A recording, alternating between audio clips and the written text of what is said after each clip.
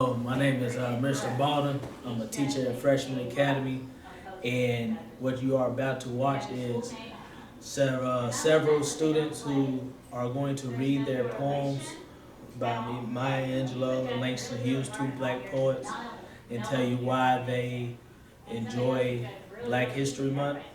Then you have two students reciting their own poems that they wrote for Black History Month.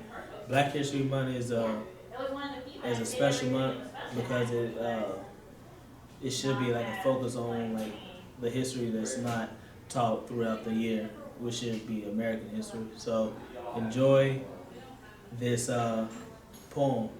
My name is Kristen Brandon. I'm in the ninth grade. I'm reading a poem of Maya Angelou, and the title of it is Caged Bird. Okay. A free bird leaps on the back of the wind and floats downstream to the current ends, and dips his wings in the orange sunrise, and dares to claim the sky.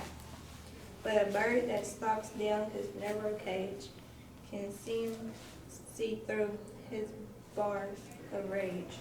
His wings are clipped and his feet are tied, and he opens his throat to sing. A caged bird sings with a fearful trill of things unknown but longed for still. And his tune is heard of the distant hill, for the caged bird sing of freedom. The free bird thinks of another breeze and trade winds soft through the sighting trees, and the fat worms waiting on a dying bright line, in his name's the sky his own.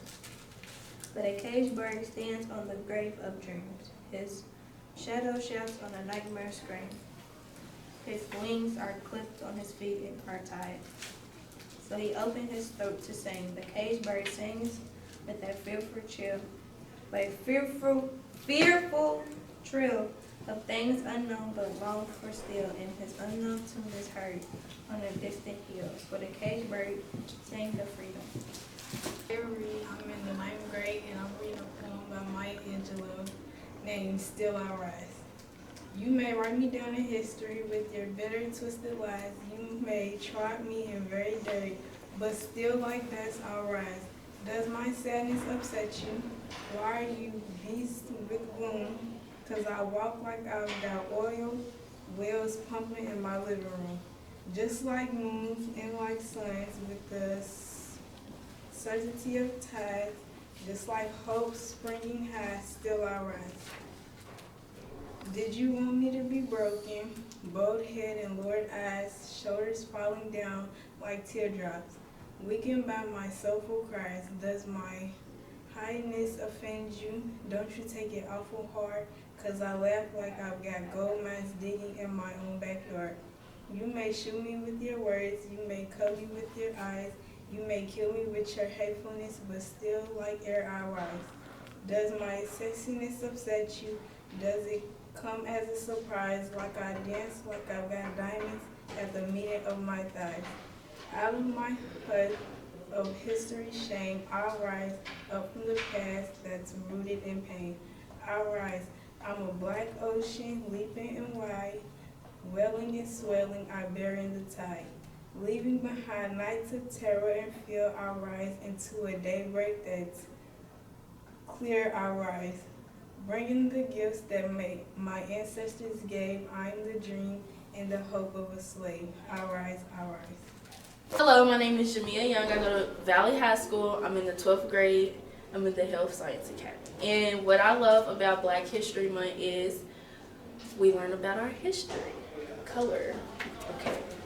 I will be reading a poem from Langston Hughes, Dreams. Hold fast to dreams, for if dreams die, life is broken winged bird that cannot fly. Hold fast to dreams, for when dreams go, life is a burden field frozen with snow.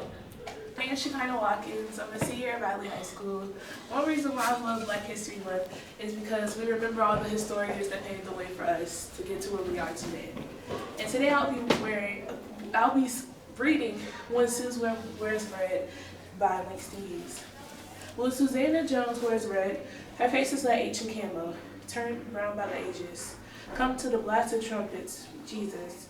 When Susanna Jones wears red, a queen of sometime dead Egyptian night walks once again.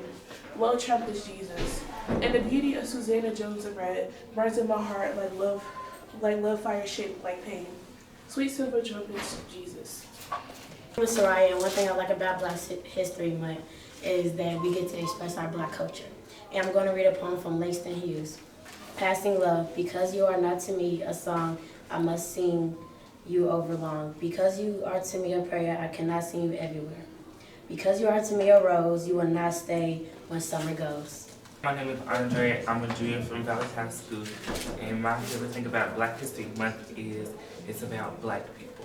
And today I'll be reading a poem out of Langston Hughes' book. It's called Song. Lovely, dark, and lonely one, bury your bosom to the sun. Do not be afraid of light, you who are a child of night.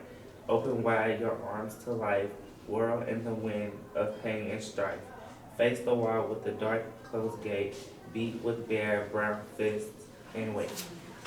My name is Nishan Fugi, and I'm a freshman.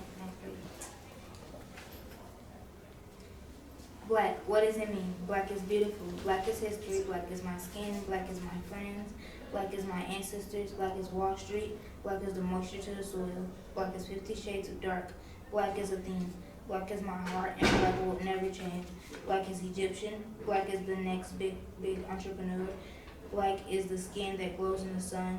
Black is not just African American. Black is culture. My name is Andrea Thompson. I'm a freshman, and this is the poem I wrote for Black History Month. As I wake up in the morning, I already have an apology forming in my mouth. As I get dressed, I think to wear everything that does not make me look ghetto or make me look as if I come from the streets. As I sit in a classroom with books filled with everything but me, teachers teaching everything but me. It's sad though, as I sit in a classroom, and it's funny how the shortest month of the year is called Black History Month, yet I never learned anything. I only learned about 4 people: Maya Angelou, Martin Luther King, Rosa Parks. Sad, right? Also, I learned about Huey P. Newton 1 year of my life, but it's sad that I never learned anything other than that. I have to go and find poets. The first time I read an African American poet's anything was when I was looking for it myself. Then I found out about Langston Hughes. Funny how teachers talk about how Abraham Lincoln saved us with the Emancipation Proclamation, but we never learned anything else about how our slaves fought for our freedom. They always talk about how the white people helped us become free, but never talk about the slaves that risked their lives helping people get through the railroad sides. And it's sad though, because my grandmother lived during a time where Jim Crow was perfectly fine and when the KKK was killing people easily. My mother's grandmother is half Puerto Rican. I remember watching my mother look at me and smile in her eyes as she said, "Everything's gonna be fine." I remember watching as racism swirled around in my classrooms.